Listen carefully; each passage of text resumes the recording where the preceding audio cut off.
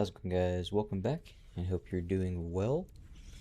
So today, we're going to do the second installment of our Crucible Commentary series. Now in this one, this is going to be the second installment. This is going to be the Earthshaking Roar Great General's Crucible. If you haven't seen it, please check out the Tides of Ruin commentary that I did. I'll put it up on screen here as well. Because the way that I'm going to go about these, this intro is going to be a little short. This is just going to be, again, my commentary and me going through Earthshaking Roar, but I'm doing it with the same exact skill tree as I did Tides of Ruin, with one small difference. I took points out of the, and I can show screenshots here, I took points out of the common tree counterattack, because I didn't really need that much spirit for counterattacks, and I put those 3 points in Flash Cutter for Hismar, because for some reason Flash Cutter does an obnoxious amount of damage to just Hismar. I don't know what, something about, maybe it's lore wise, I'm not sure, but it's really good for Hismar, just to get that DPS in there, because you don't want to fight Hismar for too long. He'll blast you. He's kind of, and again, he's the very last boss, right? So you just want to maximize your damage on him, and let that be that. Now, as far as my skill tree explanation, I do a very in-depth explanation of my skill tree, the reason why I chose the skills that I did, and my main stats in the first video. So if you would like a little bit more in-depth insight on that, please check out my first video. It's a pretty lengthy intro, though. Again, it goes through all of that. But other than that, again, I did all of these challenges with the same main stats and skill tree for the very most part. But if there's any changes, I'll let you guys know in the intro, like I do here. It's 60 endurance, 79 willpower, 10 vitality. So yeah, really, that's all I really got to say as far as the intro goes. Oh, actually, one more thing I will say. Again, just to reiterate, these videos for the Crucible commentary, again, it's not, I'm not like, min-maxing everything, right? I'm not like, I'm not going for time, anything like that. I'm just kind of going about the fight, for the most part, like I usually would, and just maybe to help give some insight for the people who haven't done these challenges yet, who are looking to complete these, maybe an easier way, right? And just to get to outline some of my thought processes to help you, or some new players kind of fill in the gaps on things that maybe they should look for, or some certain moves that they may not know how to counter, right? So just gain just an additional bit of insight, because again, everyone plays the game differently, everyone fights differently. So if some of my commentary helps out, I really hope it does. If not, all good. I still like posting these videos of runs as well. One last thing before I get into the fight and the commentary.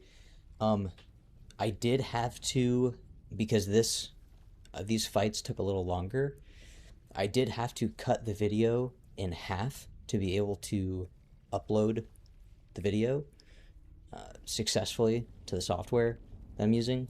So, and I really don't like doing that, because I'd like it to be one unedited sequence, especially for, a deathless, right, thing like this.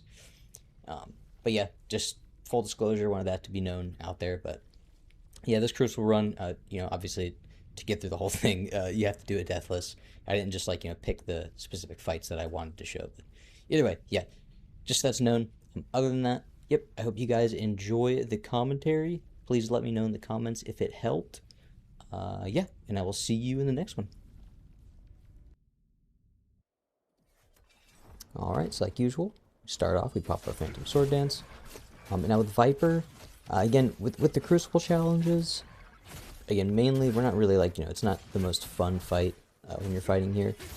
So Viper, even though he's a good boss, I like to just, for the sake of saving our heals or saving our resources, getting the challenges done, he has really low poise. So the easiest way to go about this fight is just to hit a charged Outrage, and you will keep him stun locked for the vast majority of the fight. So as you can see, again, I'm just playing it safe. Not really, engaging in too many of the Howling Blade mechanics, right? Just outrage, keep him stunned, apply Gale, rinse, repeat. And now one thing to note about Viper is there's something with his hitbox. I'm not exactly sure, like what goes on underneath the surface, but something's up with his hitbox where no matter where you flash cutter him from, if you use flash cutter for the brutal attack, it counts as from the rear, so you don't get your stamina back. I don't know why that happens, but just something to keep in mind, so don't bank on that. Now, same thing here. Just again, keeping him stunned. I'm already in the rear, so it's figured regen my stam, hit the brutal, so I can continue attacking with full stam.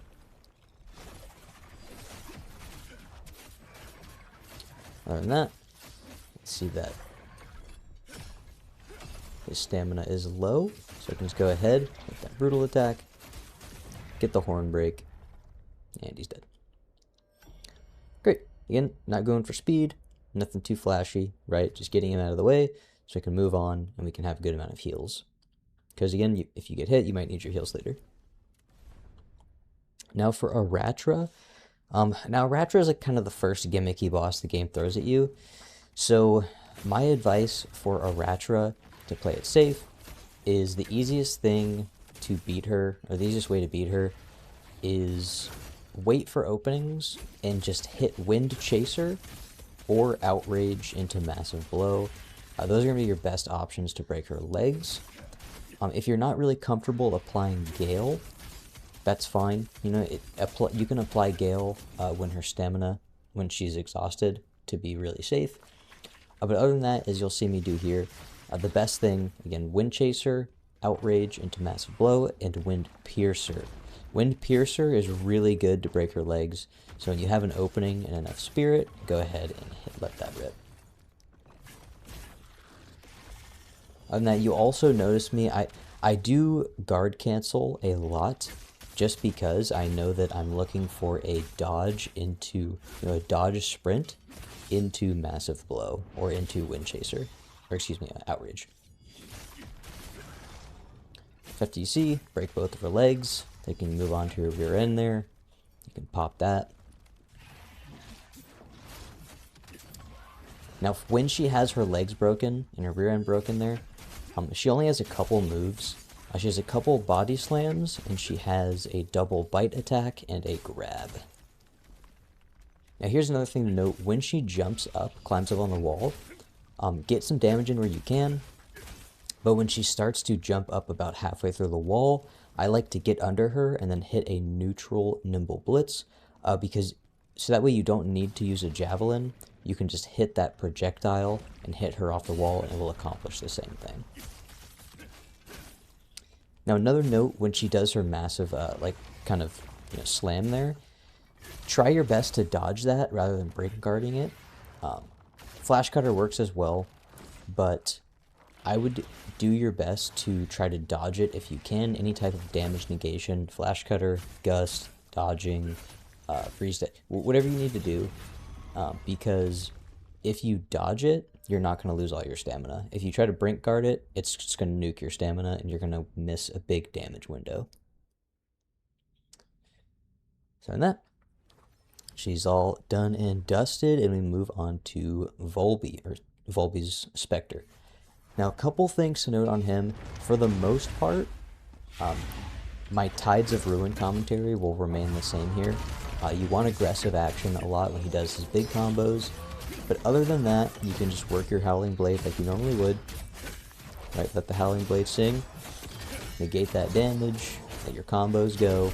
Use Gust, right? Use Gust a lot. Use Howling Blade. But another thing here, if you're not comfortable with his single hammer combo, I would just let him ignite the floor and run away. I didn't want him to ignite the floor, so I wanted to just take care of this combo by myself. Howling Blade that, use some Gust into Deafness. And here, unfortunately, I missed my Wind Piercer. I wanted to chase him as he went towards his nail, but I missed the Wind Piercer, unfortunately. Other than that, his his attacks are mostly the same from normal Volby. There we go, just getting some damage in. Again, this isn't optimal right here. I'm just, I just wanted to vary it up. I like to play a little flashy when so the whole challenge itself isn't fairly boring, right? Getting my damage in. Now here I had some Spirit to burn, so I wanted to throw Wind Piercer out there, because I know that plus my combo and my stamina bar basically put together is going to allow me to hit him while he's brutaled. Got some Gust in there.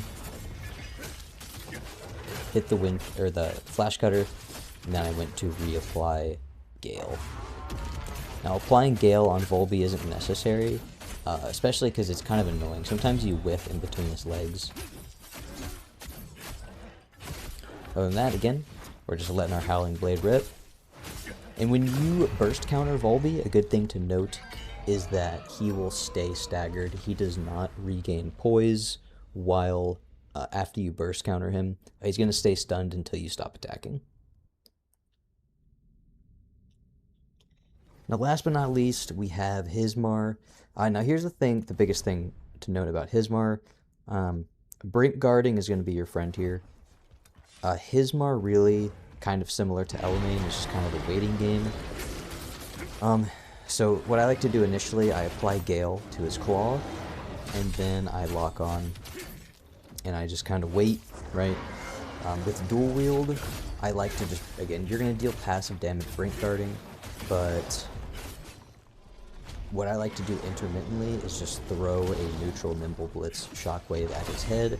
Sometimes it lands, sometimes it hits his horns, which is really nice because that'll come into play later. That passive damage that damage will kind of add up. But other than that, again, for the most part, Hismar's just kind of a waiting game. You just got to kind of wear down his fortitude gauge until you can actually, until you can actually get some hits in. Now this move, this headbutt move that he does, he comes up really fast, and that'll one-shot me at this stage, so I like to play safe and just kind of get a couple hits in there, negate that damage with Gust, and then get out.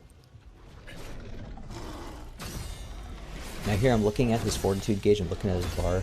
I know that I'm about to stun him, and I'm setting myself up for it. Apply Gale, and now Flash Cutter. Flash Cutter does insane damage to Hismar. I don't exactly know why. I think Flash Cutter does the most damage to Hismar in particular. So this is the main reason why I swapped out my Burst Attack Spirit for this. Now something to note as well on this Fire Breath. His Fire Breath, when he initially starts it, I dodge to the side, and then I chase him. I run parallel to his initial line of fire, so I can get under him so his second line of fire won't hit me. Because he has a little delay where he'll fly over you, and then he lets it out. Now here again, I'm dodging, and I know if it's your first time doing these challenges, you'll really want to get this challenge done, and you're at the last part. But don't be too hasty. When in his second phase, he does a lot of attacks where, like this is another example. He'll pop the ground, or hit fire on the ground, and then he'll put his face in the ground. So don't go immediately thinking you can attack, because you're going to get burned. Just be patient. If he puts his head in the fire, it is what it is. You can hit like a Nimble Blitz projectile, but that's really like about it. Here again, we're Brink guarding. More Brink guarding. Here I use Gust. I really like Gust for his double slams, and they radiate outwards from his mouth. So get right under him, get where his mouth is going to go, and then hit your Gust from there. Again, same thing here.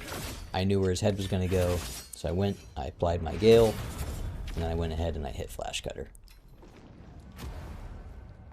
That's that. Again, and with Hismar, every time he's exhausted, you want to hit Flash Cutter, because that's you're going to be doing the most amount of damage like that.